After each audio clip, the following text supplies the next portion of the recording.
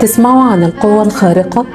أو في قوة خارقة اسمها اليقين بالله، بتساعدنا إن احنا نتخطى كل الأزمات، وبنستمر في الدعاء حتى لو كانت كل الأبواب مقفلة في وشنا والظروف مش متيسرة وكل الأسباب بتوحي بعكس اللي بنتمناه.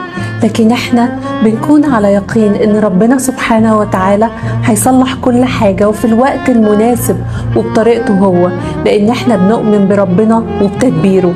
فاللهم اجعلنا ممن يؤمنون بقدرتك ويطمئنون بجوارك.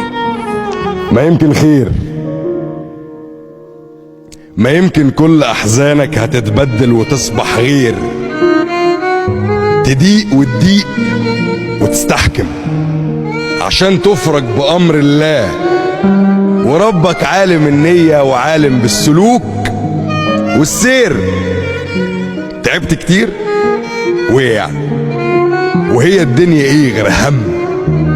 ولو كان اللي فات تجريح أكيد الجاي سعادة يا عم.